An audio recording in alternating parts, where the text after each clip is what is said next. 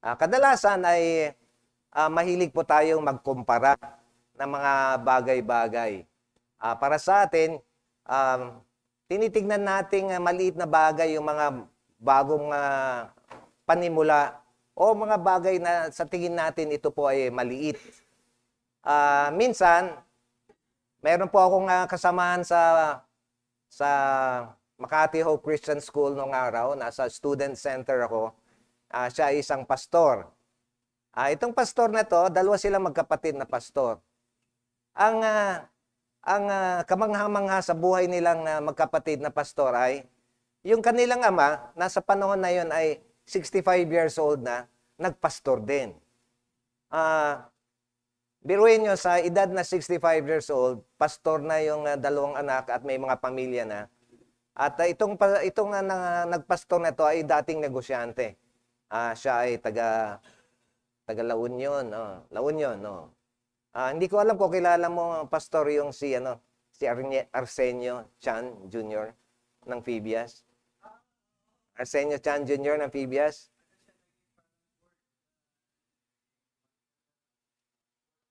Doon sa siya yun, yung 65 years old na may edad na yon. Tapos meron naman isang lalaki na kakapasok lang sa Bible school. 65 years old din siya. Nang tinanong siya, bakit ngayon ka lang Bakit ngayon ka lang na pupunta sa Bible school? Hindi ba latak na lang yung Latak na lang yung yung igugugol mo na na panahon para sa Diyos. Parang napaka mapanghusga yung yung salita na yon, dahil sasabihin niya na latak na lang yung yung igugugol mo sa panahon na yung paglilingkod sa Panginoon. Meron nga ba talagang latak na paglilingkod sa Panginoon? O sa tingin lamang niya yon? Bago po ako pumunta sa Sorsogon, ako ay natuwa. Natuwa ako doon sa mga kababaihan. Sabi ng isa sa mga kababaihan, alam mo kuya, pinagpe-pray ka namin na ikaw ay sana makadalo sa Sorsogon, makapunta sa Sorsogon. Kagalakan sa puso ko dahil wala akong balak talaga pumuntang Sorsogon . Hindi ko talaga binabalak makapunta. Ibig sabihin na wala akong balak na pumunta, yung gawain na gusto kong mangyari ay wala sa Sorsogon. Ngunit sa prayer nung yung mga kababaihan na yon ay natuwa ako. Sabi pa niya, natutuwa ako na merong mga na kami ay nakapag-ambag para sa makapagpadala sa Bible school.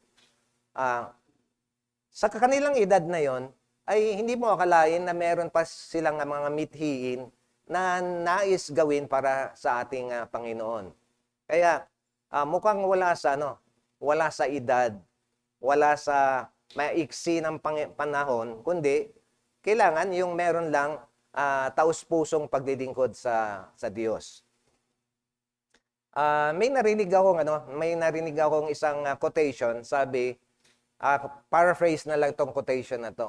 Yung quotation na to ay wala sa ikli o iksi ng panahon, kundi yung taus-pusong paglilingkod mo. Maiksi man ito o mahaba ito. At ganito ang tema ng ating pag-uusap ngayong umaga na ito. Ngunit, titignan po natin yung kwento na to sa panahon po ni Ezra, sa panahon ni Nehemiah, sa panahon po ni Haggai at panahon po ni Zechariah. Kaya kung nais po nyo magbasa sa Old Testament, maganda pong umikot kayo, kung magsisimula kayo sa Ezra, Nehemiah, isama nyo na rin ang Haggai at saka si Zechariah. Dahil ang mga kwento po nila ay magkakarugtong. Kaya ating simulan po yung bakit natin nasabi yung title ay huwag nating hamakin ang bagong simulain o ang maliit na bagay. Okay, sige. Sa Zechariah 4:10, ito po yung sinasabi diyan. Sapagkat sapagkat sinong nagsihamak sa araw na maliit na bagay? Sapagkat ang 7 ito ay mga galak na makikita nila ang pabatong tingga sa kamay ni Zerubbabel. Ang mga ito ay mga mata ng Panginoon na nagapaparoon parito sa buong lupa. Kaya sa ating pagtingin dito ay si propetang Zekaraya ay siya po ay naatasan ng Panginoong Diyos na kausapin si Zerubbabel. Okay, ngayon, pero doon sa simula yung salita ni Zekaraya ay ang tanong ay sapagkat sinong nagsihamak sa araw na maliliit na bagay? Meron ba kang nagsihamak o nanghamak sa simulain ng mga maliliit na bagay? At sino yung tila baga pumamak? Pero sa kwento ni Ezra, hindi naman talaga paghamak yung nangyari doon. Tignan natin po yung kwento. Sabi rin sa Ezra, marami na matatandang pari, Levita, pinuno ng mga angkan, na nakita ang unang templo, ang umiyak ng malakas habang sinasaksihan ang paglalagay ng pundasyon ng bagong templo. Kaya makikita niyo doon sa verse 12, yung matatandang pare, mga Levita, mga elders, mga pinuno, na nakita nila yung unang templo. Anong kanilang reaction nung nakita nila yung pundasyon pa lamang ang tinatayo rito. Hindi pa talaga buo na itayo ang templo rito. Ngunit sabi ron ay sila ay umiyak ng malakas habang sinasaksihan ang paglalagay ng pundasyon. Naiyak sila. Hindi naman sa pag-iyak na ito ay pangahama, kundi siguro ito ay iyak na merong halong pagpapakumbaba, iyak na merong pag-aamin sa mga kasalanan na kanilang mga tatay, mga elders nila. Ito ay pag-iyak na nakita nila na wala pa yung Ark of the Covenant dito. Hindi pa nakikita o wala pa sa panahon na yon.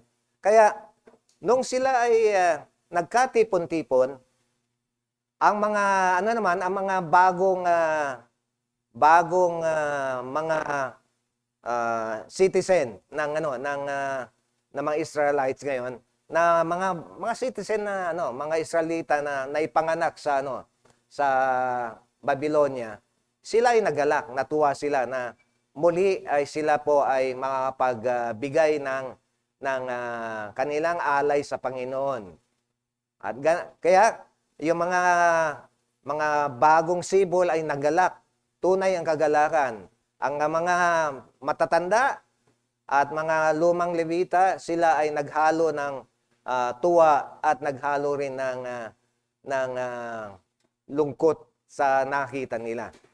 Kaya nagmula ngayon na ang sinabi ni Zekaraya na huwag nating hamakin ang bagong simulain.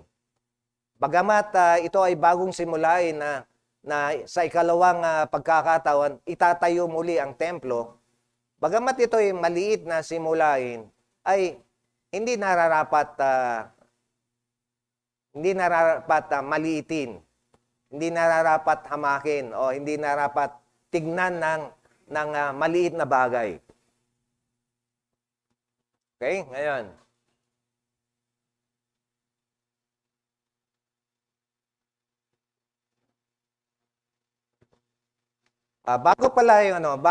Bago sa Ezra, sa kwento na ito, sa Ezra, ay nagsimula bagamat hindi pa naitatayo yung buong templo, nagsimula na yung pagbibigay ng alay. Kaya ang mga tao na ito ay inobserve nila yung tamang panahon ng pag-aalay. Kaya ang kagalakan nila ay punong-puno ng kagalakan. At ngunit nakita nga natin yung reaksyon, dalawang reaksyon ng mga tao. May lungkot, may kasiyahan. Dito sa Haggai chapter 2, makikita po natin na basahin natin bago. Sino sa inyo ang nakakaalala sa maringal na kaningningan ng naunang templo? Sino nakaalala ng maringal? Yung salitang maringal ay hindi siya wrong spelling, hindi siya marangal. Ang maringal, ang ibig sabihin po niya yung grandeur, yung kagandahan ng dating templo. Ayan po ang ibig sabihin ng maringal. So, ngayon, sabi doon ay, maihahambing ba ninyo ang kagandahan noon ng itsura ng templo? Ito ngayon. Wala itong sinabi sa naunang templo. Iyon ang nabanggit ni Haggai. Gayunman, magpakatatag kayo. Patuloy ninyong gawin ang templo sapagkat ako'y kasama ninyo. Nang palayain ko kayo sa Ehipto at aking pinangakong palagi ko nga kayong papatnubayan, hanggang ngayon nga kasama ninyo ako, kaya wala kayong dapat ikatakot. Okay, ngayon. Napansin nyo ba yung panahon ng mahabang panahon na 17 years ang haba ng panahon ng simulan ni Zerubbabel yung templo. Okay. Babalik tayo. Sino ba ang hari noong panahon na yon na nagsabi na bumalik kayo sa sa Israel, sa Jerusalem, na itayo ninyo ang templo? Yun po ay si Persian King Cyrus. Ang tanong ay, bakit naisip kaya ni King Cyrus na gumawa ng isang decree na magpatayo at itayo nila ang templo sa Jerusalem? Naitanong nyo ba yun sa sarili nyo? Bakit Persian King, hindi naman mananampalataya, ngunit nakaisip na itayo ang temple? At tumingin ako, nag-research ako, at tinanong ko, sino ba advisor ni King Cyrus ng time na yon? Doon sa research ko, nakita ko na ang advisor niya ay sino? Si Daniel. Kaya namangha ako doon sa kung babasahin nyo, medyo parang tonong may alam sa templo yung sumulat ng decree. Parang may alam siya. Bakit ganun ang pagkasulat? Kaya, nakita ko, sabi ni Josephus, na si Daniel nga ang advisor ni Haring Cyrus nung panahon na yon. Okay? Nung pagdating nila, si Zerubbabel ay pumunta sa Israel, itinatayo, gusto nila itayunan, tinayunan nila yung pundasyon, tayo nila yung pundasyon. Kaya lang, merong mga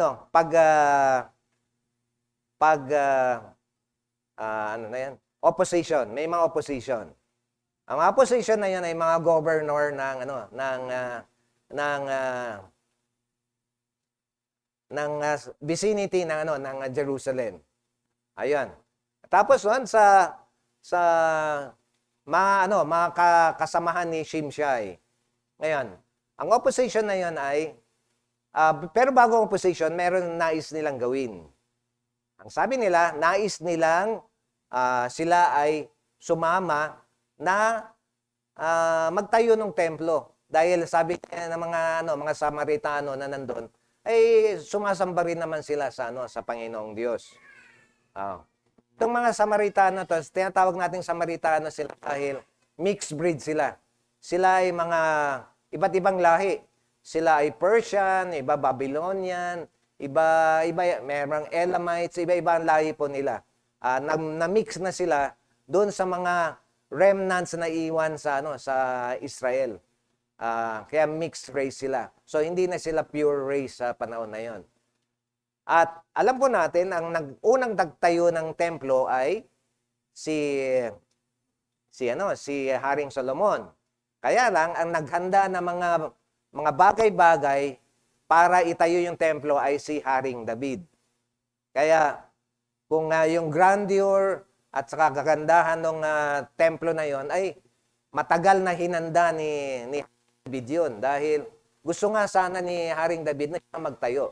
Kaya lang sabi ni Haring ng Diyos ay hindi pwede kasi ang kamay mo ay punta ng dugo, ng blood. Dahil nga siya ay mandirigma. Kaya hindi ikaw ang magtatayo, kundi ang iyong anak na si Solomon. Hindi naman warrior si Solomon, unlike si David na isang warrior king. Okay, so ganun po yung nangyari. Kaya grandeur yung temple dahil napaghandaan.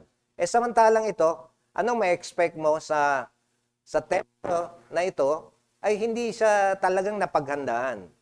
Biyaya na lang ni Lord na si Cyrus ay ginamit niya yung kanyang impluensya na yung mga ibang mga kagamitan ay malikom para sa pagtatayo ng templo na to. Kaya lang, ano pong nangyari?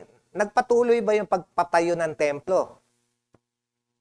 Nagpatuloy yung pagtatayo ng templo nang namayani yung opposition na ginawa nila Shimshai. Ang ginawa nila Shimshai sa kwento na to.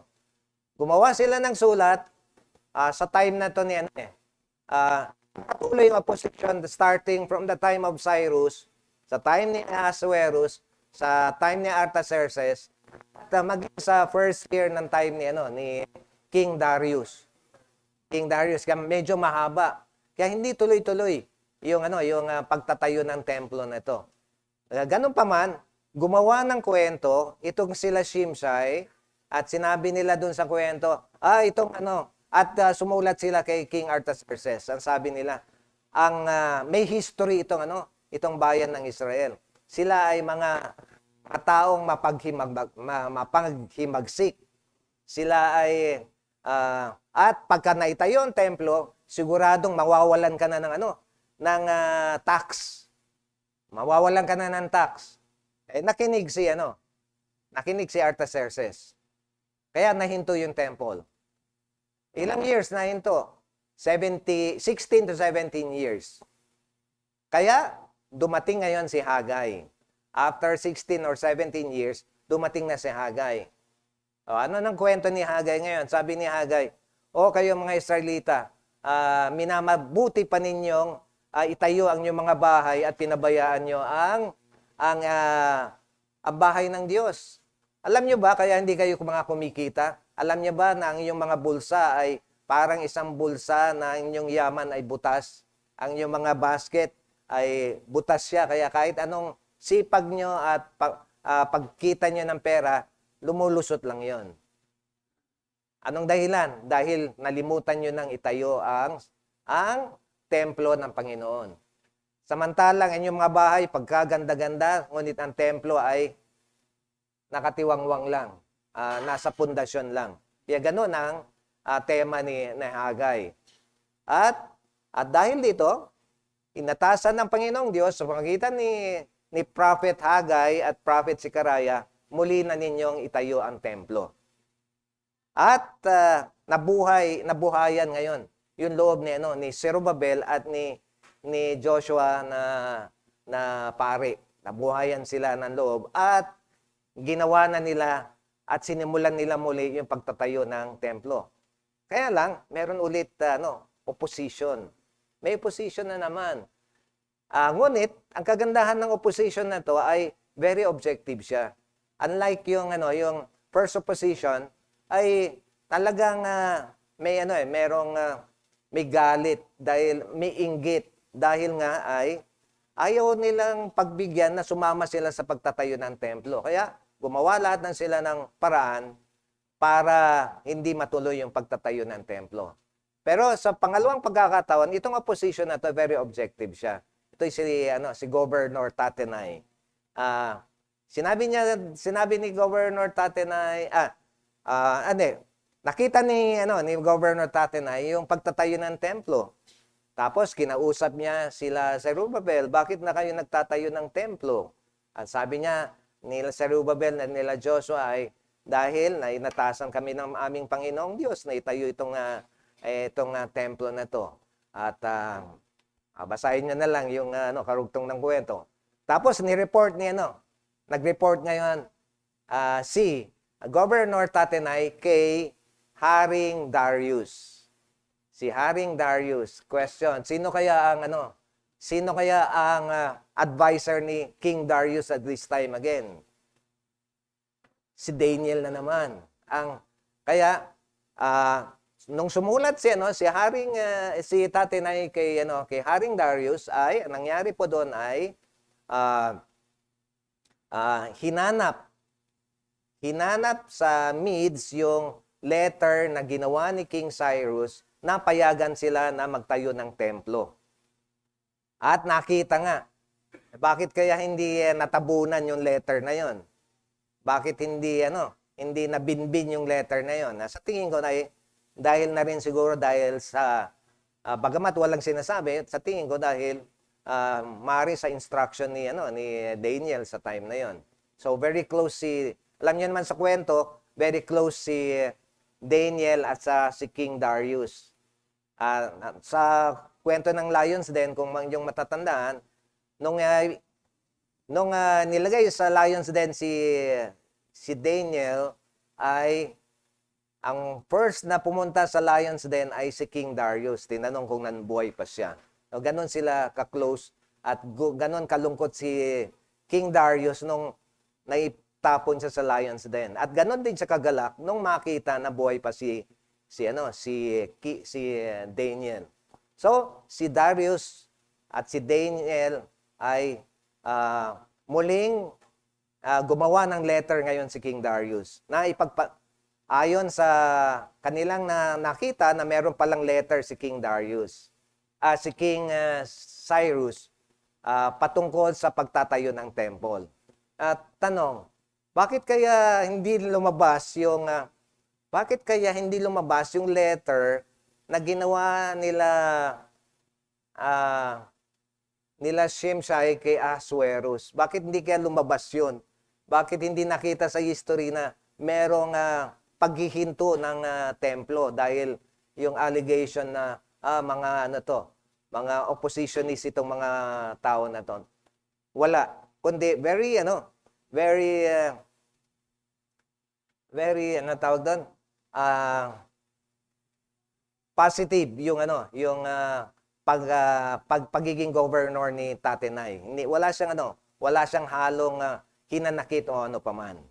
Kaya sa kwento na to ay makikita natin kung paano gumagawa ang Panginoong Diyos. Maaari nga siguro sa pagkakataon na to ay makikita natin maliit na bagay yung pagtatayo ng templo. Ngunit, alam bakit kailangan itayo ang templo na to? Sa libro ni Hagay, ay nagsabi ang Panginoong Diyos na kaluguran ng Panginoong Diyos na maitayo ang templo na to. Nagre-rejoice ang Panginoon, glory ng Panginoon na maitayo ang temple na to. Bakit naman kailangan itayo pa yung temple? Okay? Ang second temple, maaaring wala siyang grandeur. Yung second temple po ay nagpatuloy ito sa panahon ni Herod.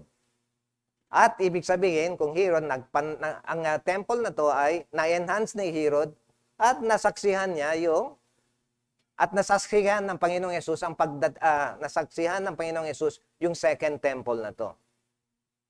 At sa pamagitan din ng second temple na to, ipinakita ng Panginoong Diyos na yung temple worship sa pamagitan ng paghahati ng veil doon sa Holy of Holies ay ibig sabihin ay tinatapos na yung time na kailangan mo pa mag-alay sa tempo na yon dahil naialay na yung tamang alay. Ng tamang alay ay yung pag-aalay ng Panginoong Hesus sa kanyang buhay.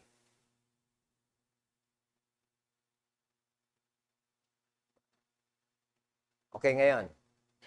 Sa pagkakataon to, napansin nyo diyan sa verse 4, sabi diyan, gayon man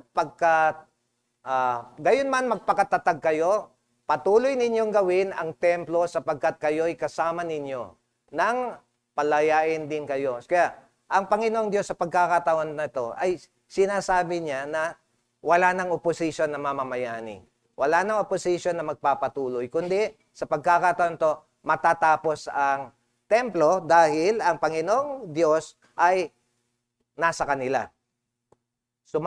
Kasama nila ang Panginoong Diyos, ang pangako ng Panginoong Diyos na natapusin ang templo ay mangyayari. Okay, ngayon, Zechariah 6:7. Sinabi sa akin ng anghel, ang pinasasabi ni Yahweh para kay Zerubbabel, pinasasabi ni Yahweh na makapangyarihan sa lahat, ang tagumpay ay hindi makakamit sa pamagitan ng lakas, ng hukbo o sariling kapangyarihan, kundi sa pamagitan lamang ng aking espiritu. Maging ang pinakamalaking hadlang ay makikita ninyong maalis. Muli ninyong itinayo ang templo habang inilalagay mo ang kahuli-hulihang bato, magbubunyi ang mga tao at ang kanilang mga sasabihin, napakaganda. Okay, ngayon. Napasin nyo ay, ito po yung sinasabi ko na si Zechariah ay naatasan din ng Panginoong Diyos na itayo ang templo. Ngunit merong sinabi si Zechariah diyan, ang sabi diyan ay ang tagumpay ay hindi makakamit sa pamagitan ng lakas ng hukbo o sa sariling kapangyarihan, kundi sa pamagitan lamang ng aking espiritu.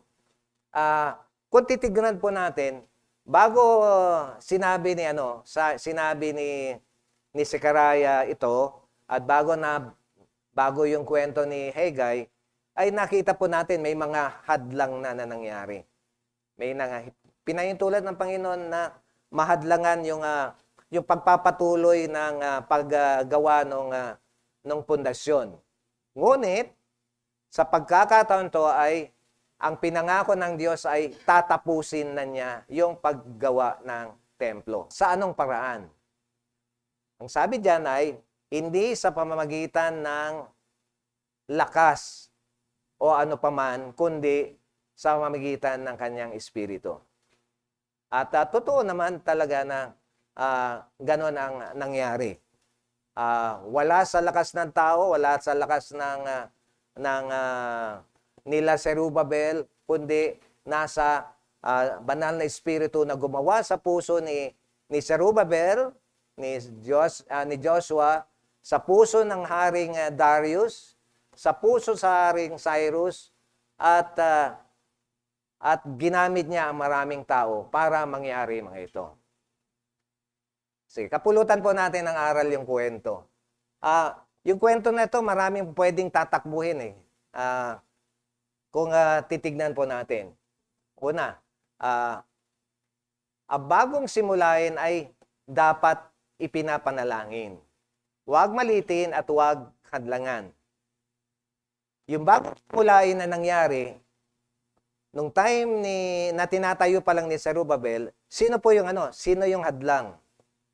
Okay, sila Shimshai, hadlang yon. Sila ay gumawa ng paraan dahil sa inggit nila na hindi magpatuloy yung gawain ng templo. Bilang mga Kristiyano, sa simulain ng ating mga kapatiran, ay hindi nararapat kainggitan, hindi nararapat na maliitin, kundi nararapat lamang na ipinapanalangin na lamang. Sa ganung paraan, ang magtatagumpay, ang magpapatuloy ay ang gawain ng Panginoon. Marahil nga siguro ay gawain nitong kapatid na ito, gawain ng kapatid na yan. Pero kung pagsamasamahin mo, bilang mga miyembro ng ng ating simbahan, ang gawain mo ay ay sa kabuuan gawain ng buong iglesia. Kung merong Bible study, ang isang kapatid, at ikaw ay nananalangin, gawain ng buong simbahan yon. Kung ikaw ay nakakatulong sa isang kapatid, gawain ng buong simbahan yon. Ang bawat gawain ng isa ay gawain ng lahat. At ang maliit na gawain ay napakalaking bagay. Halimbawa, bakit nga ba ikaw ay narito ngayon? Bakit nga ba ikaw ay nanampalataya sa Panginoong Hesus? Para sa aking buhay, hindi ko naman akalain, meron akong lola na Methodista. Yung great-grandfather ko, Methodista rin. So, yung Methodista yung great-grandfather ko, na isa siya mga founders ng Methodist Church sa Cagayan, na doon sa aming bayan. Tapos nagkaanak, yung lola ko, tapos nagkaroon ng mga apo, at isa ako sa mga apo, dinadala kami sa simbahan. Bagamat hindi ko sure yung salvation ng ating mother, pero tuloy sa church dahil nga siguro ay lumaki siya sa Methodist. Hindi niya alam yung assurance ng salvation. Walang nagtuturo sa kanila patungkol sa assurance ng salvation. Alam nila, dapat nagsisimba lang palagi, nananampalataya, nananalangin sa Panginoon Jesus. Pero hanggat sa time na naging Christian ako, naging kausap ko siya regarding kung ikaw ba ay naniniwala na kung siya ba ay magpapatuloy o yung kanyang pananampalataya ba ay mawawala o hindi. Hindi siya doon. Hindi siya naniniwalang may assurance ng salvation. Yun lang yan ako. Pero ganun pa man, may mga maliliit na bagay, maliliit na pagkakataon sa ating buhay na ginagawa ni Lord kung paano tayo naging Christian. Okay, ngayon, paano rin na ba ako paano ako napunta sa paniniwala ng Calvinism? Sino nagturo sa amin? Alam niyo ba, nagturo sa amin yung fundamental Baptist pastor namin na Amerikano. Isasama niya kami sa Bible study. Ilang kaming kalalakihan, kasama si Pastor Joe doon, na isinama kami doon sa Bible study niya. Ang tawag niya doon ay Young Men's Bible Study. At yung Young Men's Bible Study na yon ay noon pa lamang nape-predict na niya, ang simbahan na ito ay either magiging liberal or either mapunta sa other side na magiging reform nga. Tama siya. Pero hindi naman naging liberal yung church na pinagmulan ko. Hindi naman siya naging liberal. Patuloy pa rin siyang fundamentalist hanggang ngayon. At evangelical ang kanyang katuruan. Kami naman nagpatuloy na. So maliliit na bagay, maliit na Bible study, maliit na prayer na ginawa mo sa iyong kaibigan, maliit na bagay na ikaw ay nakikinig lamang, ito ay mga bagay na maliliit na simulain, ngunit nakakapagbigay ng tulong o paglago sa iba. Meron akong na-evangelize na kaibigan nung araw. Hindi ko alam na naging believer siya. Nagsabi na lang sa akin, yung isa sa mga discipler ko, "Oy Brad, meron kang anak sa Panginoon." Talaga? Kasi nga yung, hanggang ngayon, from time to time, nagsusulatan pa kami sa Messenger. So, natuwa ako na sa time na yon na kahit magkalayo kami, pag-uusap lang, ay nagkakaroon na rin siya ng Calvinistic faith dahil kay John MacArthur. Ayun. Kaya, ang bagong simulain ay dapat nating ipinapanalangin. Ang hadlang ay hindi patuloy na hadlang kung ito ay kalooban ni Lord. Sa buhay ng mga Israelita, yung unang hadlang ay hindi nagpatuloy na hadlang. Naging kampante ng mga Israelita na kaya lang, sa pamagitan ni Sekaraya at ni Hegay, yung hadlang na yon ay pagpapatuloy. Binabago na ng Panginoon. Inaalis na niya yung hadlang. At dahil inalis niya yung hadlang, nagpatuloy ang gawain. Kaya sa ating mga buhay, minsan, ay may akala nating hadlang na may nais nating gawin. Pero akala natin ay nandun pa rin yung hadlang. For example, pasensya na, buhay ko na nababanggit ko. Dahil hindi ko alam yung ibang kwento. Nung first time kong, I know I was called to be a teacher. Really. Alam ko po yon. At nabanggit ko yun sa inyo dati na iniwasan ko po maging teacher.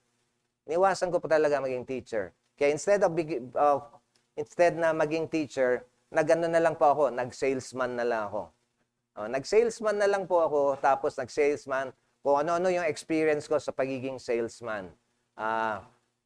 Maraming temptation sa pagiging salesman, pero ang turning point doon ay nung nabangga ako. Nakipagbanggaan ako, fender to fender sa isang Ford Escort, at ako noon Volkswagen ang dala ko. Ang nangyari doon ay, first time ko, 24 years old po ako noon. Trauma sa akin yun dahil first time kong makabangga at bumangga ng kotse. Tapos noon ay hindi ko na meet yung sales ko. Kasi bakit ko naman mamimit yung sales ko? Meron naman palang sistema paano gumawa ng sales doon na hindi ko alam kasi by the book ako eh. Kung sabi nila, puntahan mo ngayon puntahan mo nga doktor, i-promote mo ito. Meron man palang under the table way of becoming a salesman. Kailangan mo mag-invest ka ng sarili mo at i-project mo ang sarili mo na ikaw yung doktor. Tapos ikaw magbenta ng sarili mo, may ganung paraan. So hindi para sa akin yung pagiging salesman dahil ayoko yung gawain na yon. Tapos ang nangyari noon ay Lord, magiging teacher na ako. So sumubok ako sa Catholic school.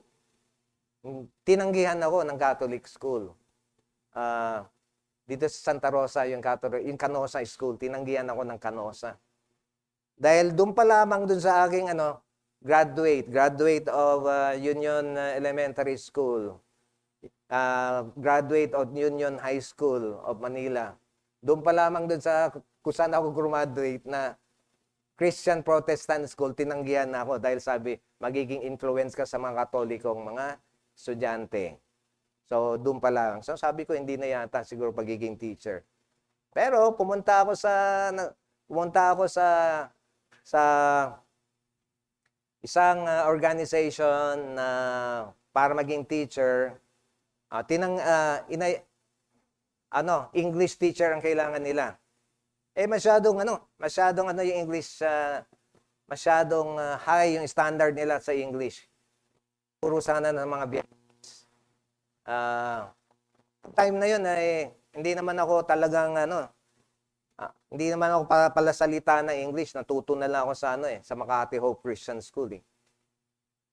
Tapos noon, inayuhan ko yung dahil hindi ko kaya yung English nila.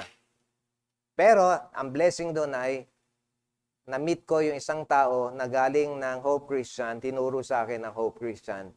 At doon na nagsimula yung pagiging teacher ko without having to do wala akong demo teaching na ginawa. Natuwa lang yung principal dahil hindi ko tinanong sa kanya magkano sweldo ko. Hindi ako nagtanong na magkano sweldo ko. Natuwa siya sa testimony ko at hindi ako nagtanong ng sweldo. Kaya hindi na ako nag-demo teaching, tinanggap ako agad. So, doon na nag-start yung way ng Panginoon. Kaya yung hadlang na akala ko nung una, hindi pala hadlang, kundi go signal na. Tatlo, ang mata ng Diyos ay laging nakamasid at ang pangako niya ay mangyayari. Kung babalikan po natin yung ang Sekaraya,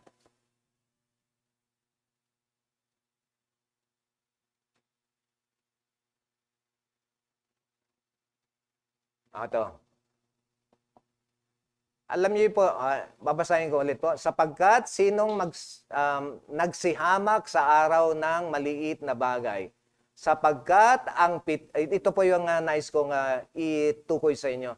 Sapagkat ang pitong ito ay mga gagalak at makikita nila ang pambatong tingga. Ito yung plumb bob.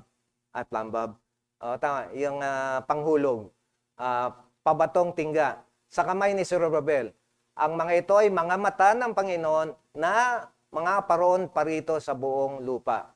Yung pito na yon ay yung 7 eyes of the Lord. Nang ibig sabihin ay perfect na tinitignan ng Diyos, nangangasiwa siya, at anumang bagay na nangyayari ay alam niya. Kaya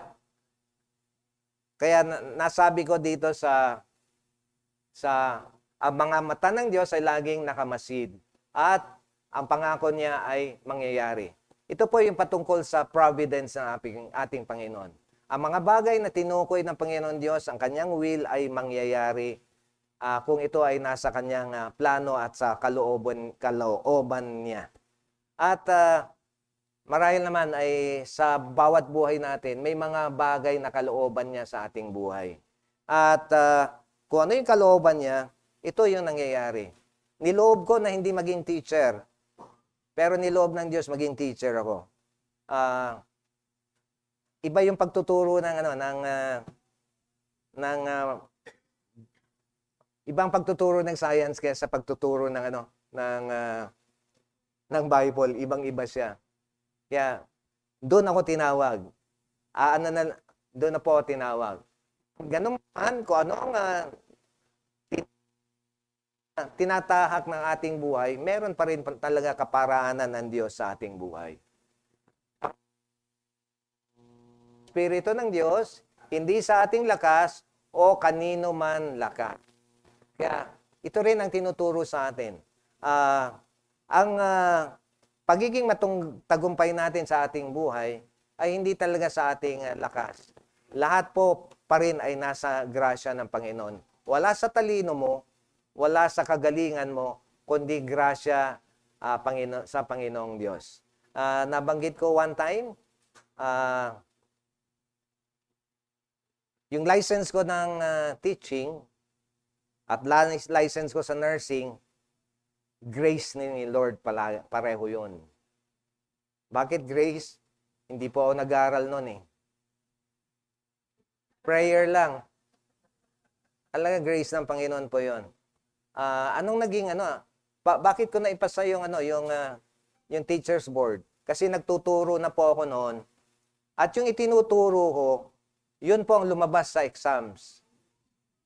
Kaya grace talaga siya. Tapos sa nursing naman, mangyari po na yung aming eskwela nung panahon na yon na hindi pa uso yung mga kailangan mag-review sa review center.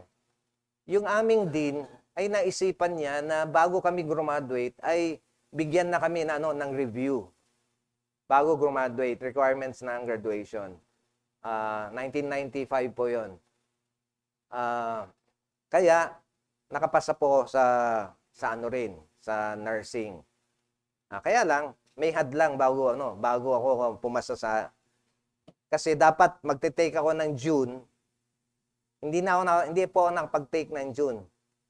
Merong hadlang sa buhay ko na hindi ako nakapag-take.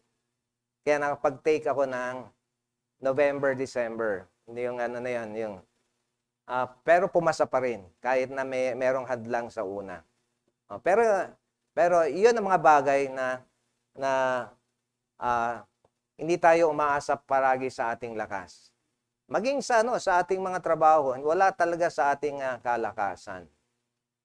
Okay? Ngayon, ating buhay ay may mga panimulaing simula, mayroong mga panimulaing kailangan magsimula ka bilang maliit. Ganon din sa buhay Kristiyano. Hindi maaring hindi ka magsimula sa iyong pagsisisi ng iyong kasalanan. Pagka hindi ka nagsimula sa pagsisisi ng kasalanan, hindi mo makikita na ikaw ay nangangailangan ng iyong tagapagligtas at manunubos. Kaya kung nais mong makita ang kaligtasan na nagmumula sa Panginoon Hesus, kailangan makita mo muna ang sarili mo na ikaw ay makasalanan at kailangan mong maligtas. Pag nakita mo ito, ikaw ay lalapit sa Panginoong Hesus na siya lamang ang bibigay sa iyo ng tunay na kapatawaran at kaligtasan. At kung natamo mo ang kaligtasan, magsisimula ko rin ulit sa maliit. Magsisimula ka sa pagbabasa ng iyong banal na kasulatan, magsisimula ka sa iyong prayer, magsisimula ka sa pag-attend ng Sunday school at saka worship. Maaring ito ay mga maliliit na pasimula. Ngunit kung ikaw ay magpapatuloy at makikita mo ay yung tunay na kaligtasan. Kaya kung hindi ka pa lumalapit sa Panginoong Hesus bilang tagapagligtas mo, ito po ay dapat niyong gawin para sa inyong kaligtasan.